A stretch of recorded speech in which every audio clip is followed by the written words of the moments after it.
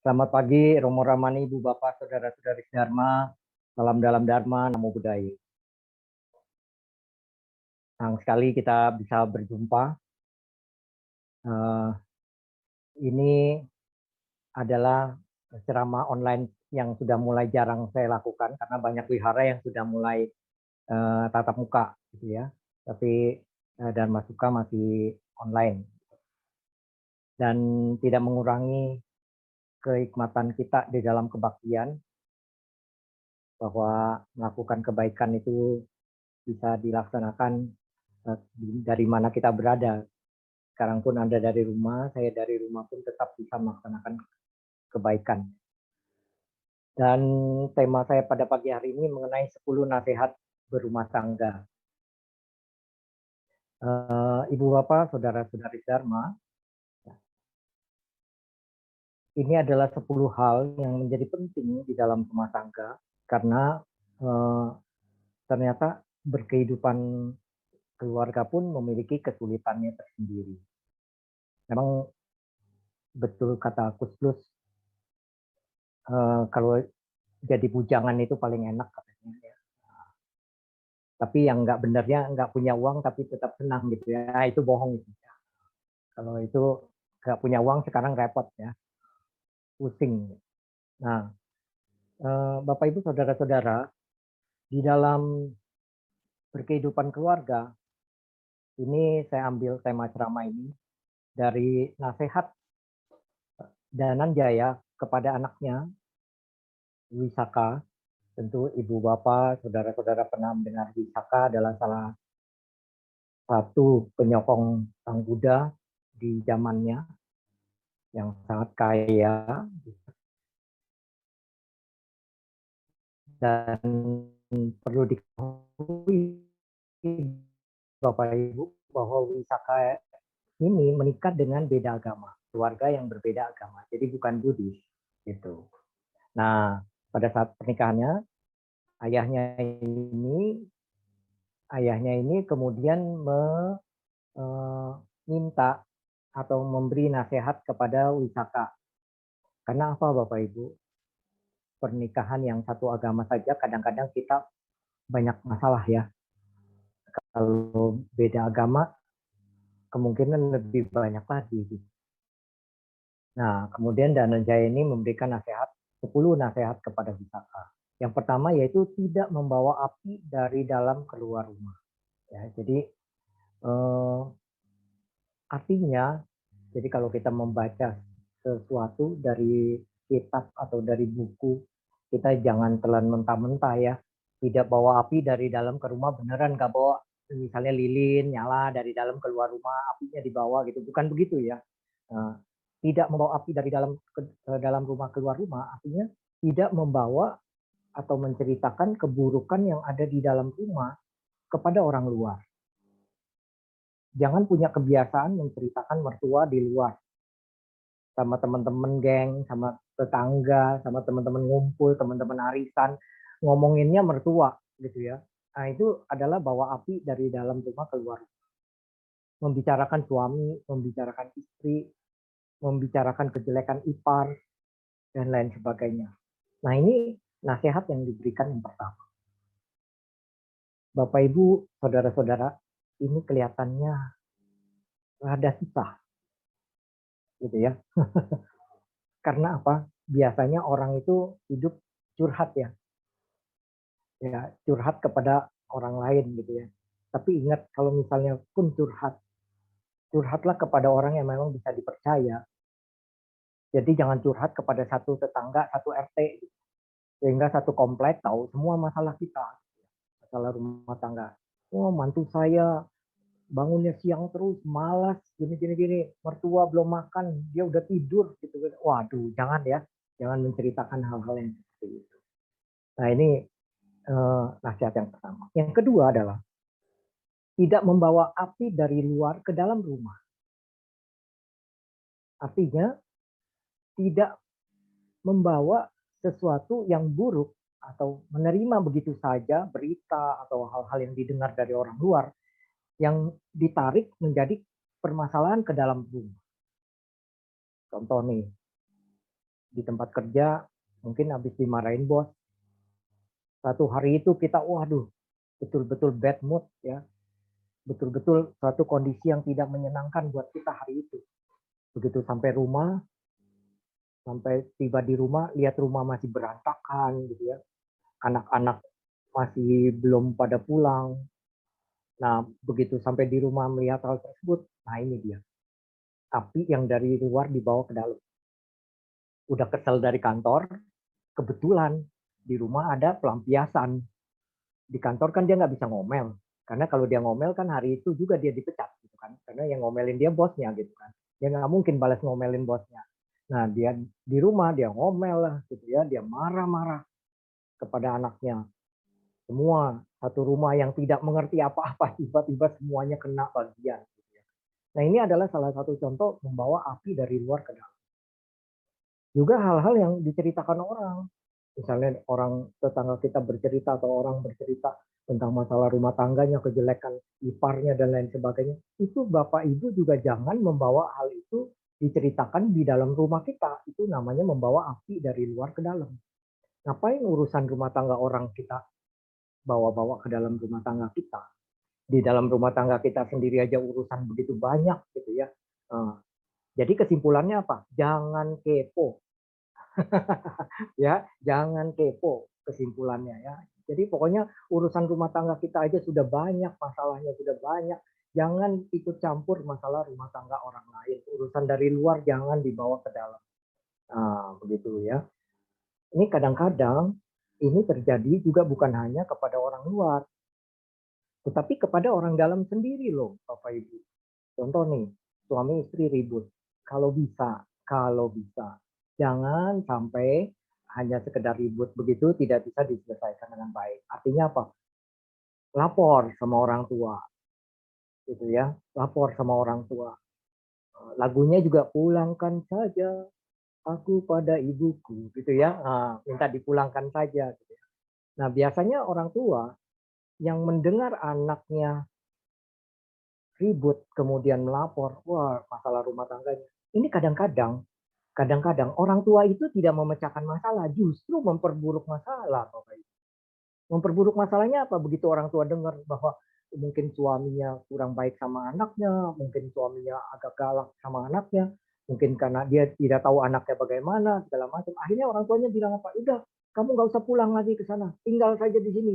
Orang tua masih bisa kasih makan, gitu ya. Bahkan yang lebih gawat lagi, kalau orang tuanya kemudian menyuruh dia bercerai.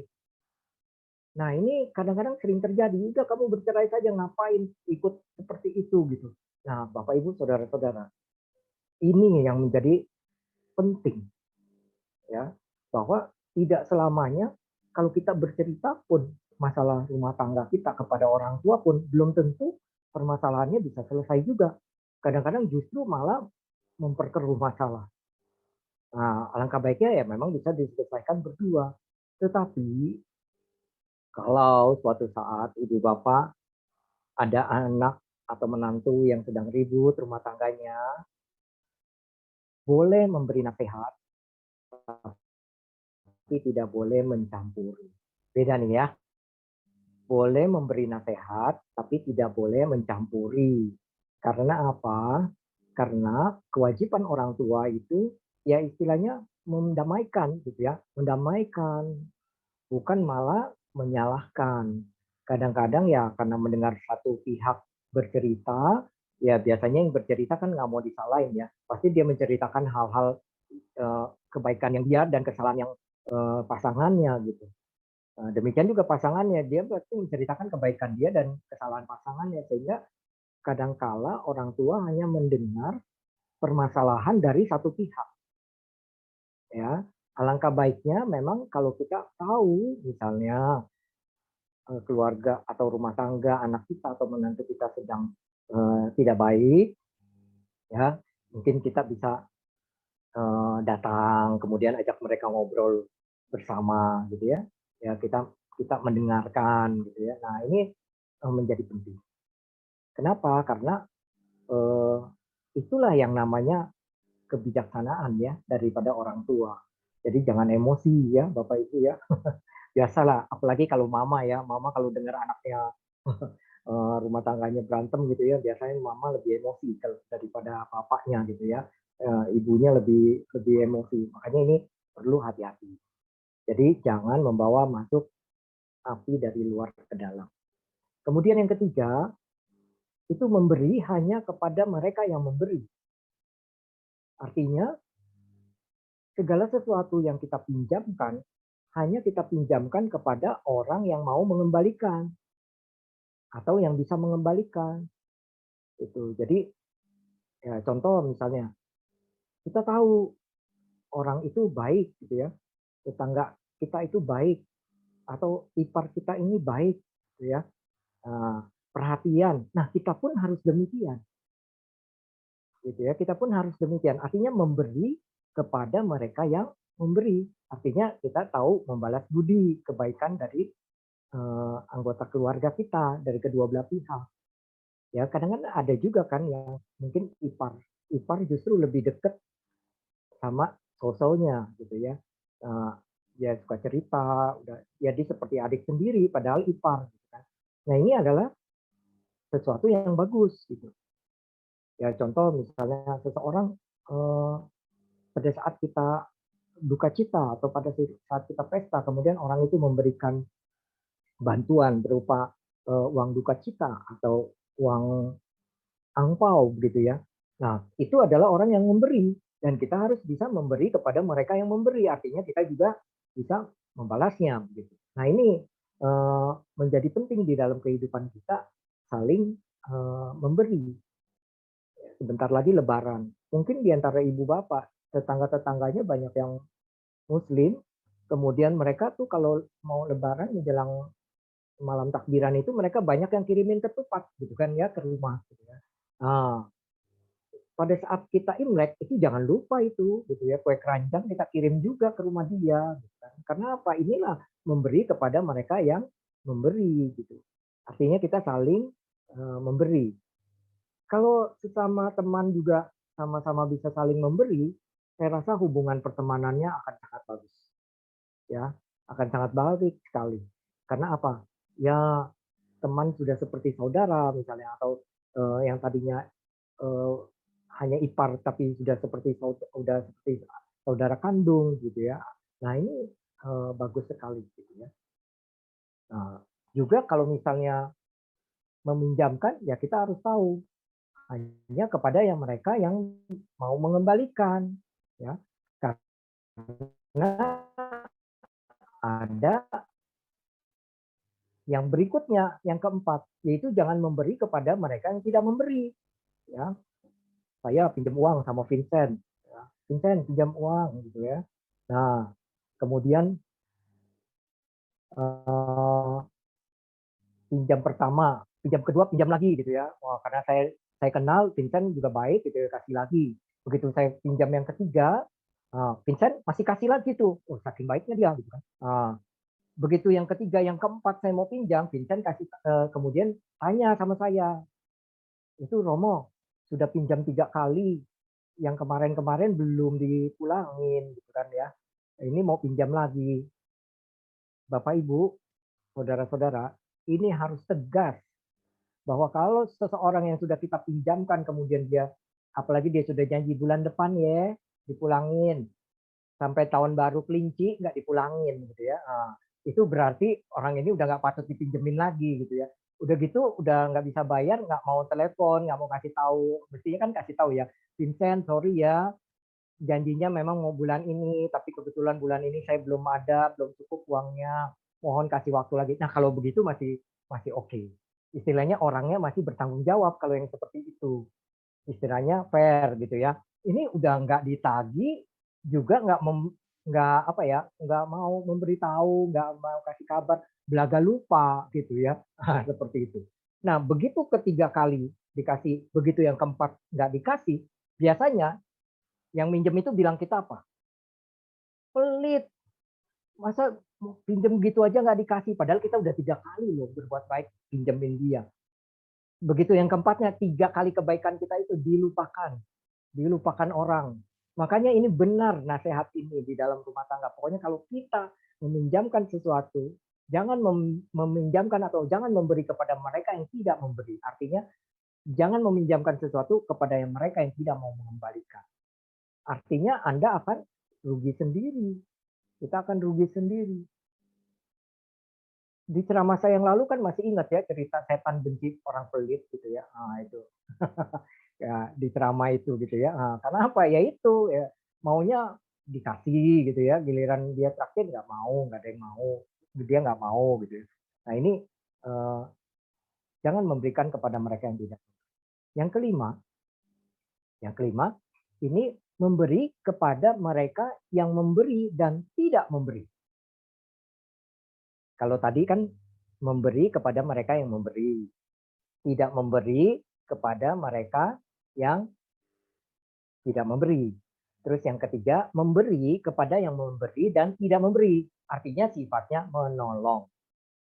Contoh, misalnya kebetulan keluarga adik ipar ini susah, anaknya sampai tidak bisa sekolah. Nah, kita yang mungkin keluarganya lebih mampu, ya udah anakmu jangan sampai tidak sekolah, sekolahin, kasihan nanti masa depannya, kita bantu dia sekolahnya. Tapi kita tidak merasa bahwa dia meminjam uang kita untuk menyekolahkan anaknya, tapi kita yang memberi, walaupun mereka tidak memberi gitu, ya tidak bisa membalas, tapi kita memberi. Contoh lain, misalnya bencana alam, itu kan bencana alam kan kita membantu berdana dengan tanpa imbalan, dengan tanpa harapan itu nanti dikembalikan ke kita, begitu ya. Nah ini yang kelima, jadi memberi kepada mereka yang memberi dan tidak memberi. Artinya menolong kepada yang tidak mampu, ya, sanak keluarga yang harusnya kita tolong. Karena apa? Kalau bukan kita, keluarganya siapa yang mau menolong? Nah ini penting sekali, gitu ya. Jadi saudara-saudara, ada juga yang memberi walaupun dia tidak bisa membalas atau mengembalikannya, ya nggak apa-apa, kita beri saja. Artinya kita bermaksud menolongnya dengan ikhlas. Kayak contoh misalnya teman sedang kesusahan gitu ya, biaya rumah sakit anaknya, kemudian kita bantu gitu ya, kita kasih uang. Kemudian teman kita bilang, ya udah nanti kalau ada duit saya kembaliin ya. Ya kita langsung bilang kalau memang kita maksudnya membantu, kita langsung bilang, udah jangan, ini cuma bantu aja buat bantu kamu gitu kan. Jadi tidak ada menambah beban buat dia kalau memang kita mau menolongnya. Nah, seperti itu. Jadi Bapak Ibu, bersyukurlah kita bisa melakukan yang kelima. Artinya apa? Kita berarti memiliki hoki, memiliki rezeki, memiliki karma baik yang lebih bagus daripada orang lain. Kita bisa membantu orang, kita bisa menolong anak keluarga kita yang lebih susah. Nah, di dalam Manggala Sutta, itu kan salah satu berkah utama. Menolong sanak keluarga, membahagiakan anak dan istri adalah berkah utama. Ya, nah ini jadi Bapak Ibu, ini yang kelima. Kemudian yang keenam, ini baru 5 masalahnya gitu ya. Ternyata banyak masalah dalam rumah tangga itu ya. Nah, jadi yang keenam, tapi jangan takut ya yang belum menikah ya. Ya, yang belum menikah jangan takut gitu ya. Kalau udah tahu rahasianya gampang gitu ya. Ya, kalau udah tahu rahasianya gampang. Yang keenam adalah duduk dengan bahagia. Nah, jika ibu, saudara-saudara ya yang di rumah sekarang bisa duduk nonton sinetron, nonton drakor, ya drama Korea dari pagi sampai sore dengan bahagia, itu bahagia tuh hidupnya tuh ya di dalam rumah tangganya ya.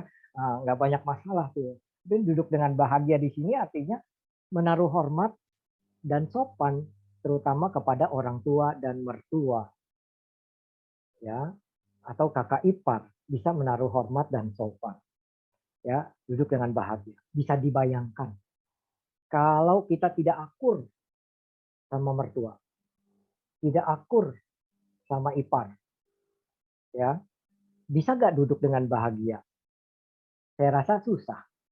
Begitu kita duduk mau nonton TV, terus mertua juga duduk di situ. Mertuanya nggak akur sama kita. Pasti ibu akan berangkat pindah, angkat, ya berdiri dan masuk ke kamar. Bayangin, nggak bahagia kan? Berarti selama ini kalau kita bisa duduk enjoy nonton dengan santai, berarti bahagia rumah tangga. Selama ini kan nggak disadari ya bahwa duduk aja bahagia kita. Karena apa? Ya berarti rumah tangga kita baik-baik gitu ya. Nah, tapi kalau rumah tangganya nggak baik ya nggak bahagia tuh. Kita lagi duduk asik-asik nonton, tiba-tiba ipar pulang. Pasti kan kalau pulang kan lewatin depan kita gitu kan, lihat mukanya. Ah, kita nggak mau lihat mukanya. Nah, kita langsung berdiri masuk kamar. Nah, inilah tidak bahagia. Ya, makanya Bapak Ibu sekalian ini penting sekali gitu ya, bahwa kita bisa eh, menciptakan keharmonisan itu dari sikap hormat kita dulu gitu. Romo kalau mertuanya emang galak banget gitu ya, gimana tuh ya? Bawel lagi gitu kan. Ya, itu anggaplah bagian dari karma hidup Anda gitu ya. Kalau misalnya eh, Anda menerima anaknya sebagai suami atau menerima anaknya sebagai istri, tapi biasanya mertua biasanya lebih akur sama menantu laki-laki. Karena menantu laki-laki biasanya nggak banyak ngomong. Menantu laki-laki biasanya ketemunya jarang. Pagi berangkat kerja, pulang malam, udah sore. Mertua malam udah ngantuk, udah tidur, jadi jarang berantem dah. Ya, jarang ngomong, jarang ketemu. Biasanya akur dah kalau sama menantu lelaki mah. Tapi kalau sama menantu perempuan, nah kadang-kadang suka ada aja gitu ya. Nah, seperti itu. Nah, makanya Bapak Ibu sekalian, ini dia ya, penting sekali. Ini mohon maaf ya kalau ada keluarga yang sedang seperti yang saya ceritakan ini ya. Bukannya ini mah Romo Rudi nyindir-nyindir saya nih ceramahnya gitu ya. Enggak ya. Saya juga enggak tahu kehidupan rumah tangga ibu bapak. Tetapi ini yang dinasehatkan oleh Dananjaya untuk Wisaka gitu ya. Sehingga Wisaka itu walaupun mertuanya beda agama, mertuanya beda pandangan gitu ya. Tetapi Wisaka tetap hormat dan sopan kepada mertuanya. Nah, ini luar biasa loh Bapak Ibu. Ya, tetap sopan dan hormat. Nah, kemudian yang ketujuh, tadi duduk dengan bahagia ya. Nah, yang ketujuh, makan dengan bahagia. Hmm, ini juga. Jangan sampai Anda sambil makan sambil nangis. Maaf ya kalau yang pernah ngalamin ya. Mungkin dalam satu rumah tangga ada masalah dalam keluarga, pernah ngalamin makan sambil menangis. Gitu.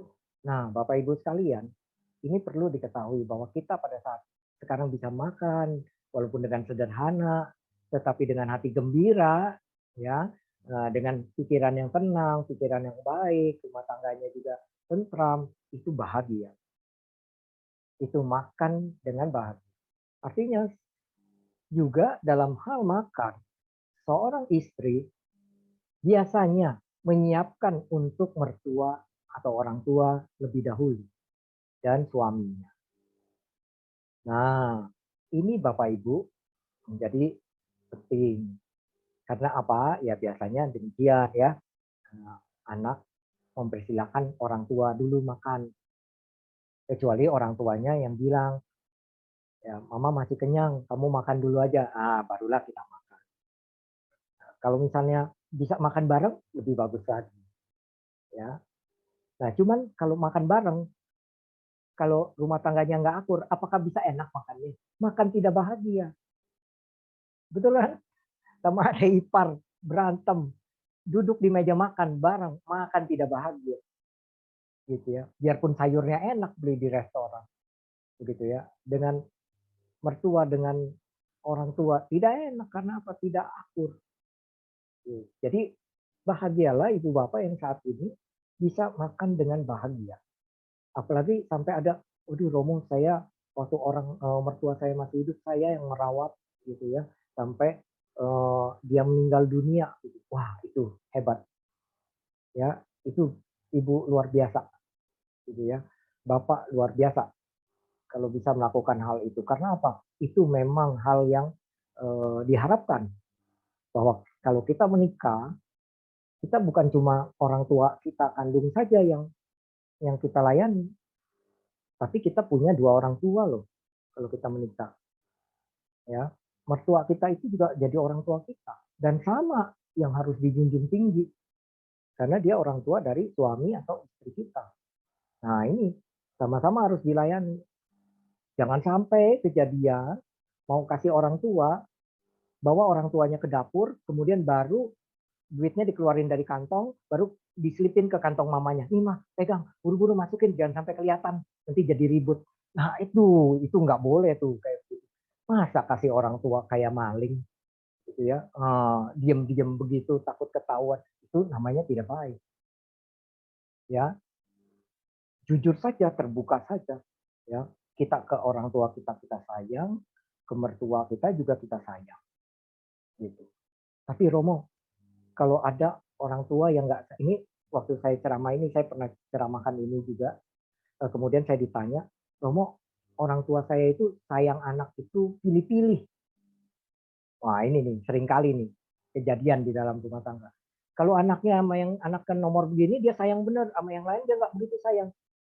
Nah Bapak Ibu, saya bilang kalau anak disayang orang tua, jadi anak kesayangan, kemudian anaknya berbakti kepada orang tua tersebut, itu biasa.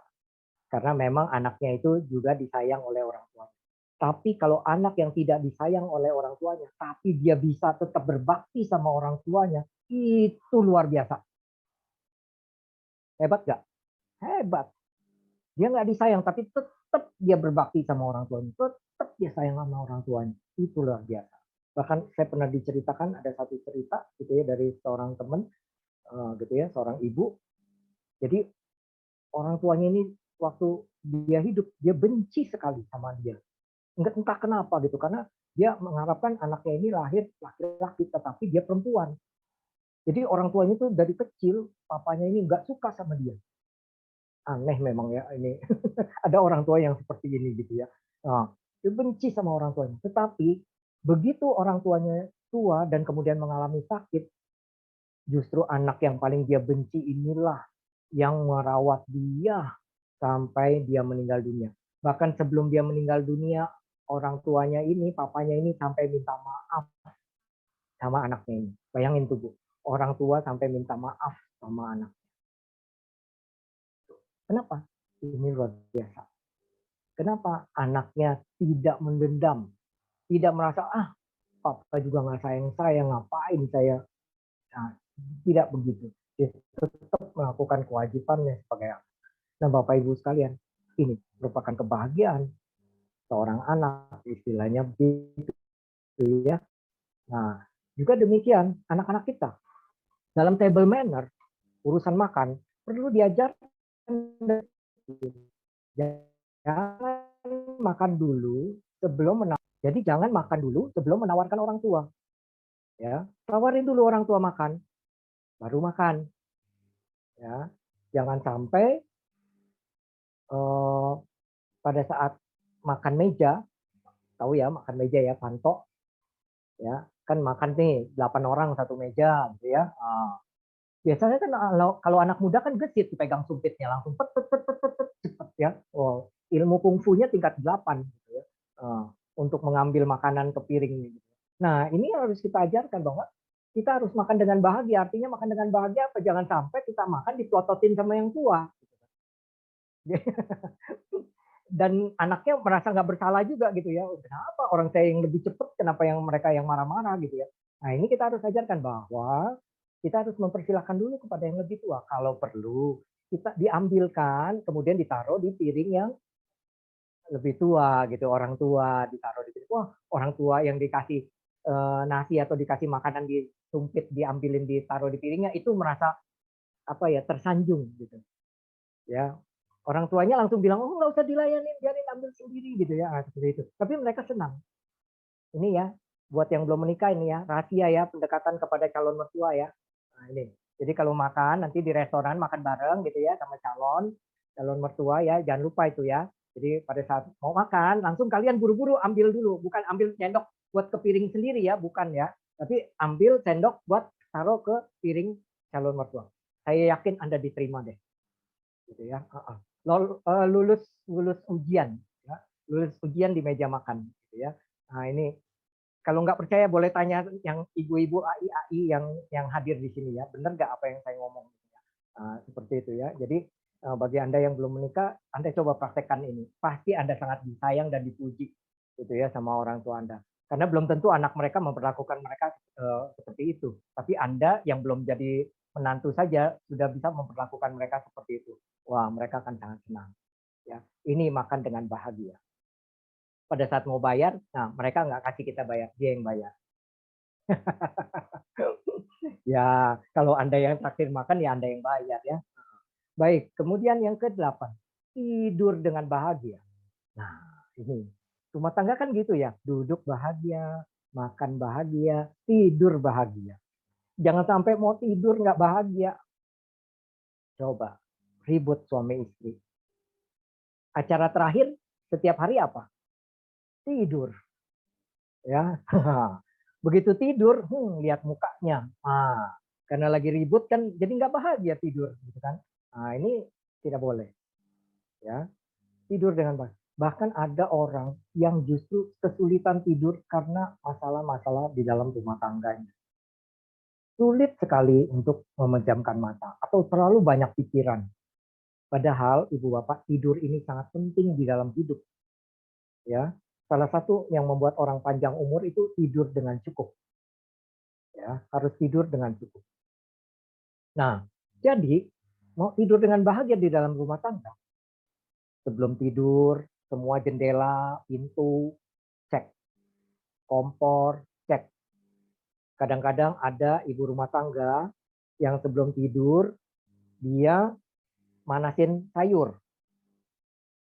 Dengan tujuan supaya nggak basi besok pagi. Dia panasin sayur, dia nyalain kompor, dia tidur. Nah ini bahaya nih, gitu ya. Atau dia tinggal gitu kan, ini bahaya. Jangan sampai kejadian seperti itu. Ya. Kemudian lihat apakah sudah benar-benar terkunci untuk mengamankan barang-barang ya.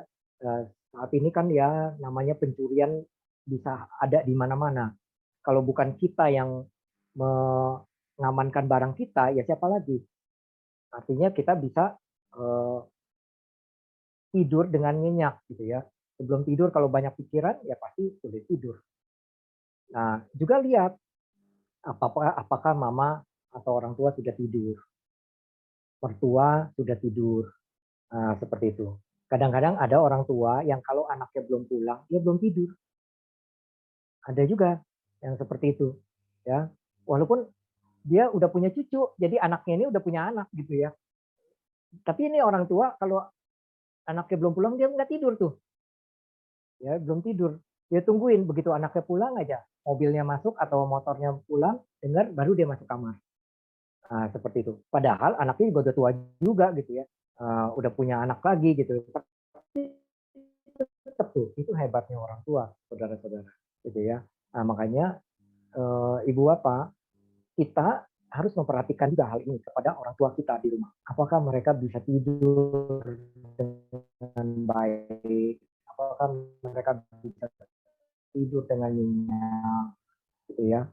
Nah, itu bahkan 4 anak berbakti, itu cerita yang sangat terkenal di dunia ya. 24 anak berbakti di Sea Hall itu eh,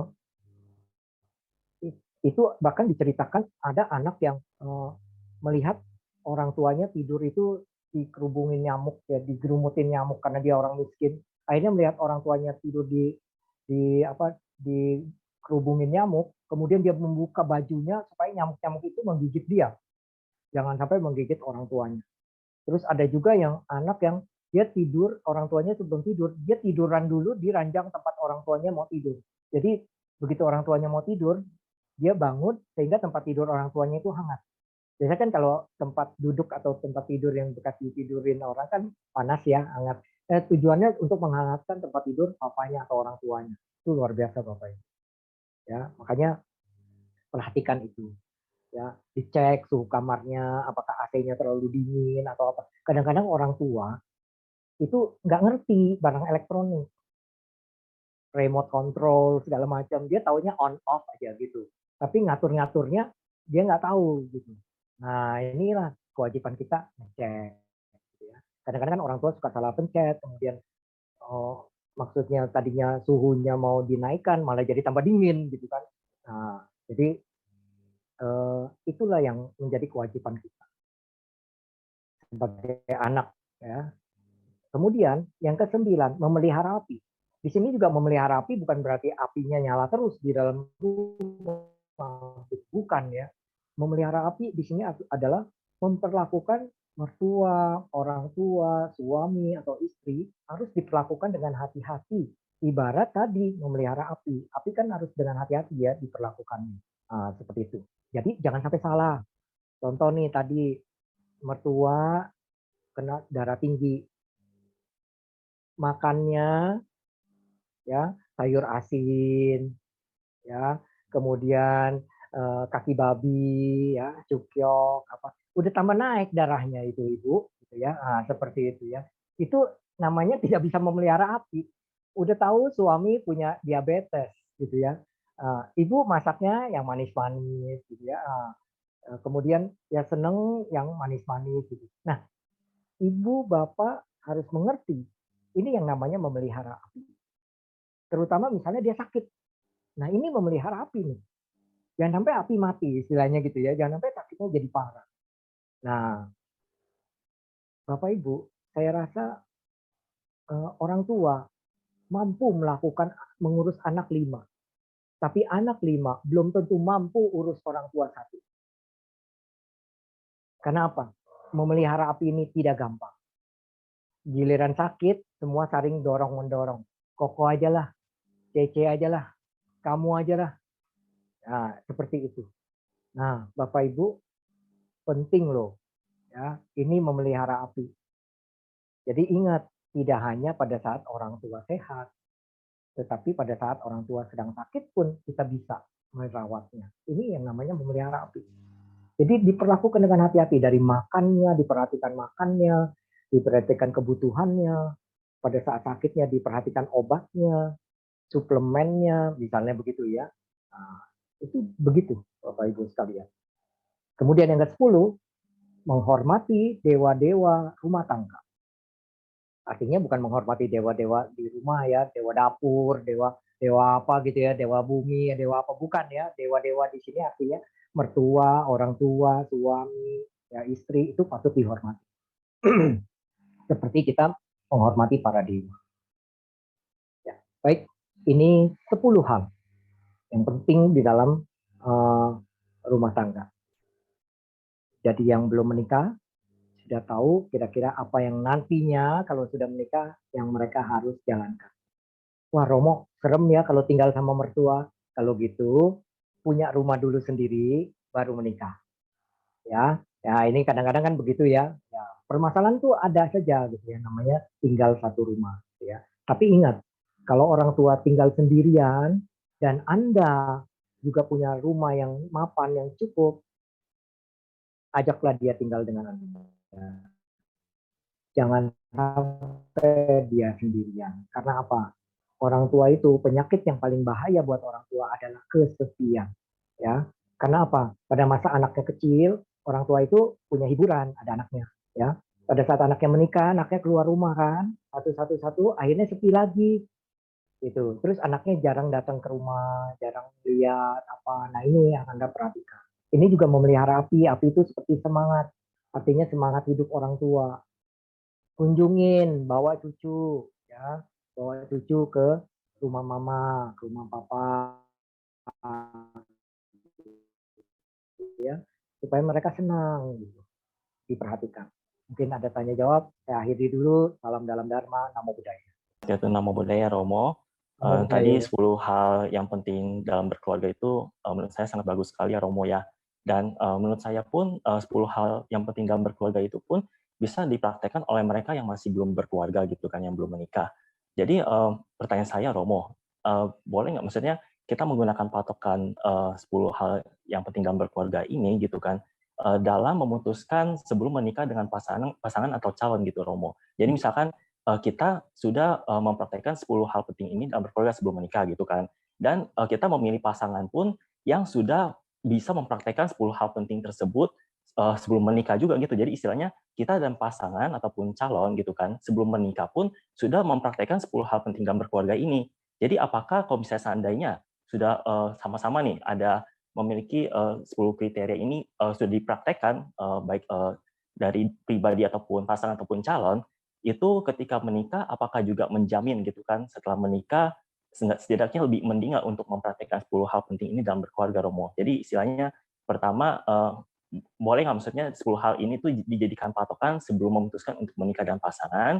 Dan kedua, apakah setelah misalkan sama-sama sudah mempraktekkan 10 hal ini, kemudian setelah menikah pun bisa dijadikan patokan, nanti juga bisa mempraktekkan hal tersebut dengan baik setelah berkeluarga gitu. Jadi istilahnya kan memang pas sebelum menikah dan setelah menikah pasti kan situasinya berbeda gitu kan. Tapi kalau seandainya sudah mempraktekkan sebelum menikah, ya setidaknya apakah memang bisa menjamin lebih mending untuk mempraktekannya ketika sudah menikah gitu, Romo. Itu saja, Romo. Setiawan Nama Budaya. Nama budaya. Wah, ini pertanyaan bagus. Tapi kalau mau cari seorang calon istri, Vincent cari calon istri punya 10 kriteria ini, saya khawatir nggak ketemu sampai akhir, gitu ya. Jadi nggak ada yang sempurna ya. Malah ngeri dia begitu disodorin 10 syarat ini, gitu ya. Ya, jadi saya lebih setuju learning by doing. Artinya kita belajar sambil melakukan, gitu kan ya. Setelah kita mengetahui ini, oh ini baik. Karena Vincent yang pun sudah tahu masalah 10 hal ini belum tentu bisa melaksanakan. Ya contoh misalnya tidak menceritakan, tidak membawa api dari dalam keluar, tidak menceritakan keburukan rumah tangga keluar. Itu kadang-kadang nggak bisa direm mulut, gitu. Nggak bisa direm. Apalagi kalau udah benci, udah kesel gitu ya, wah diceritain kemana-mana gitu ya. Walaupun dia tahu ada hal ini gitu, nggak boleh gitu kan, nggak baik, tapi dia tetap. Makanya apa yang harus dilakukan? Ya yang pertama memang komitmen ya. Kalau sudah menikah tuh komitmennya. Gitu aja sih. Komitmen, perlu komitmen. Ya, supaya apa ya? Kita kasih tahu bahwa orang tua kita ini, oh mama saya ini orangnya rada bawel gitu ya. Mama saya ini orangnya seperti ini. Tapi kalau istilahnya eh, istri atau calon itu bilang nggak apa-apa lah, gini. Orang tua memang semua begitu. Nah, bagus tuh. Nah, berarti dia sudah bisa memaklumi ya. Kalau misalnya di awal-awal itu, halo, apakah saya terdengar suara saya? Iya, terdengar Romo. Ya. Saya takutnya soalnya di layar semua gambarnya diam gitu ya. Saya pikir apa terputus atau apa. Karena nggak pada buka video, jadi saya bingung ini. Jangan sampai saya ngomong tapi nggak nyambung gitu ya. Baik, jadi bagus kalau punya 10 kriteria ini buat pilih calon istri, tetapi jangan perfeksionis. Tidak ada yang sempurna ya. Jadi nanti takutnya malah terlalu perfeksionis, malah susah cari pasangan. Saya yakin sih kalau pasangannya juga aktif di wihara, aktif sering dengerin ceramah gitu ya, jadi pengurus, belajar melayani umat, melayani orang, itu udah modal tuh, gitu ya. Ya istilahnya dia bisa melayani orang, melayani keluarga kita juga pasti bisa, ya. Nah, seperti itu. Nah, kemudian kalau misalnya sudah menikah, apakah jaminan? Nggak jaminan, gitu ya. Tapi perlu komitmen, ya, perlu tekad, gitu. Ya, cuman masalahnya, kendalanya kalau memang ada orang tua yang ikut campur masalah rumah tangga anak dan menantunya, ini yang repot. Artinya ikut campur semua dari masalah cucu, ya masalah keuangan, masalah apa itu saya pernah tuh begitu. Ya, pernah saya diminta untuk memberi nasihat gitu kan, karena akhirnya orang tua ini karena terlalu mencampuri dan akhirnya dia sampai lebih baik udah bercerai sajalah gitu anak ini. Nah, akhirnya saya diminta ya sampai saya dijemput gitu ya, minta tolong gitu ya, karena orang tuanya kebetulan kenal kenal gitu ya, seperti itu pernah dengar saya ceramah. Jadi dengan harapan kalau Romo yang ngomong mungkin mempan kali Romo, dia bilang gitu ya. Kalau kalau saya udah nggak mempan, dia bilang. Nah, akhirnya saya bilang jangan secara formal, kita ketemu dulu, saya mau dengar dulu cerita dari anaknya, versi anaknya gimana, versi orang tuanya gimana. Karena kalau langsung ke rumahnya, yang saya ngedengerinnya bukan dari satu pihak dua pihak, tapi saya ngedengerin orang berantem di depan saya akhirnya. Kalau saya langsung ketemu, artinya apa, rekan-rekan? Saya investigasi dulu satu-satu, udah kayak polisi aja ya. Investigasi dulu satu-satu masalahnya apa gitu kan, seperti itu.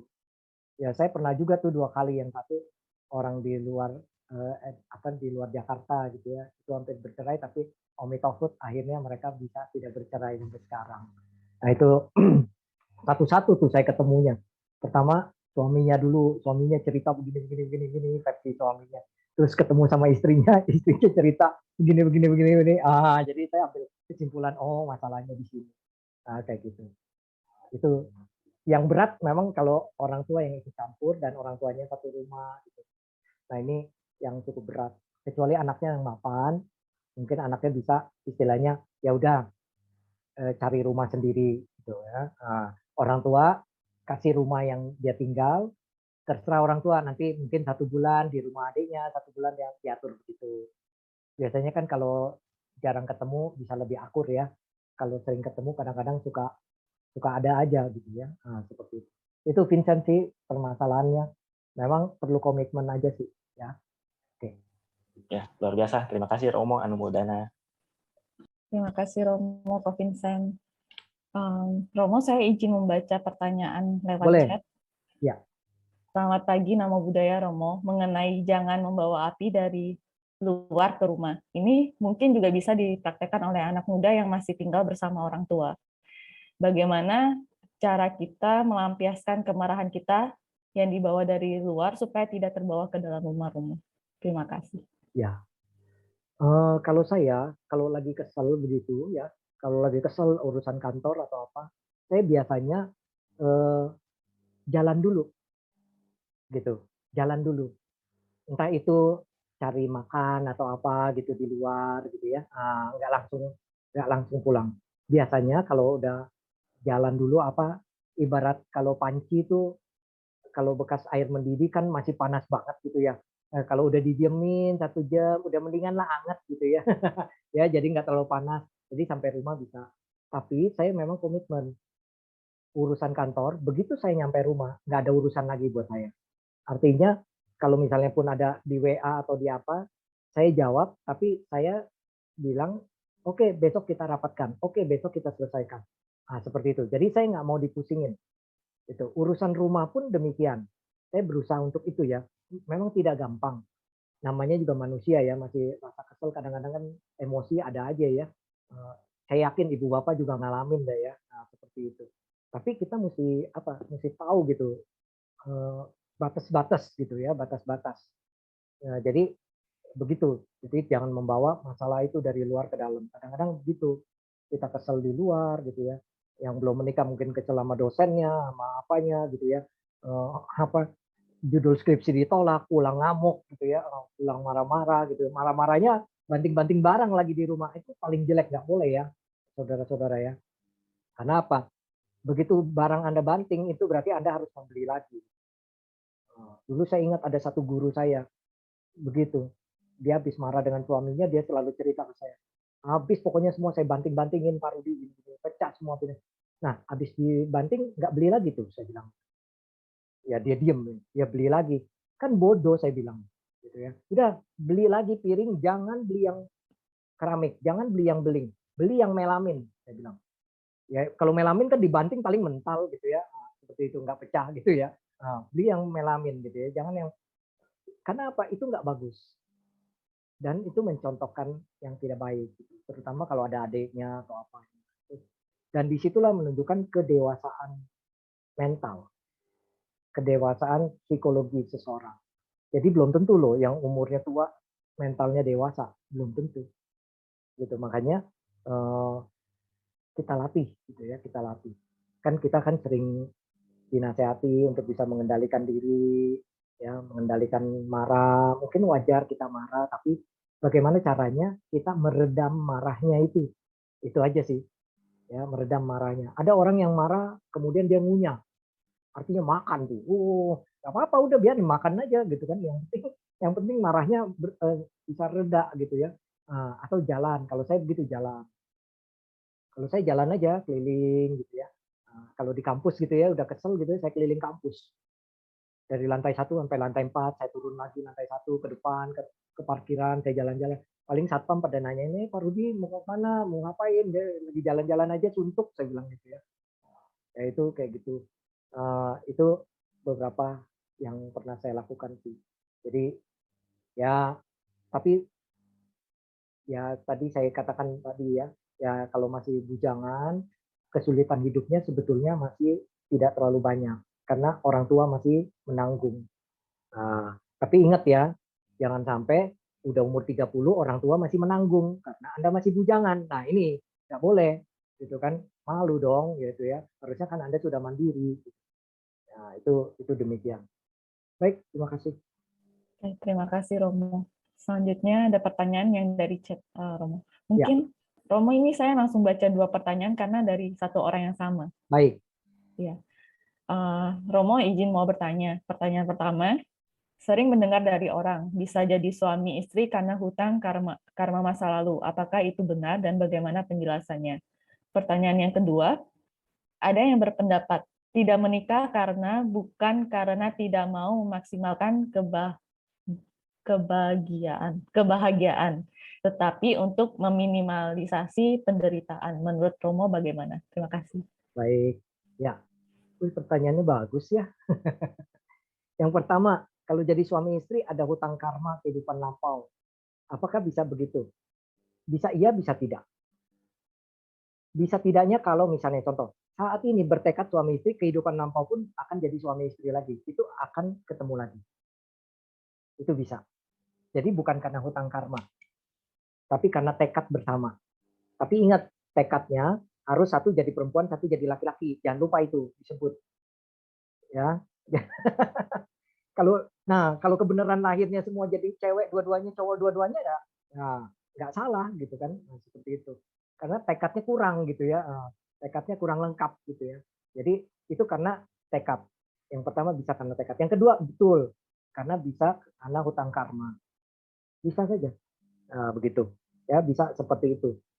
Ya mungkin dulu musuhnya, mungkin apa jadi suami gitu kan. Ya, bisa terjadi loh seperti itu. Makanya kita jangan terlalu membenci orang, jangan jangan terlalu ekstrim lah dalam hidup kita.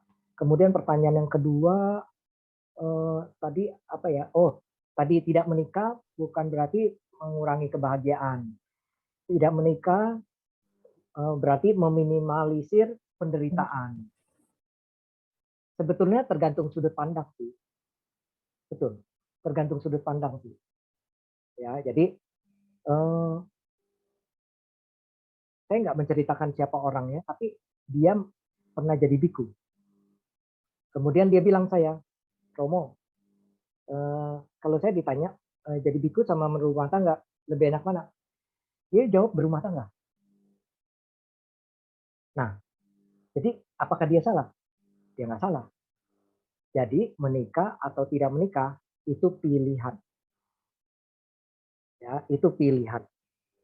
Pilihlah yang memang sesuai dengan kondisi Anda.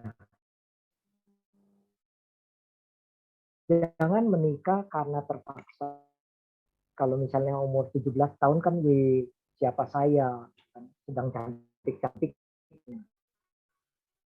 Begitu umur 25, siapa dia. Nah, begitu umur 35, siapa saja, katanya begitu. Nah, ini gawat ini, gitu ya, kalau siapa saja.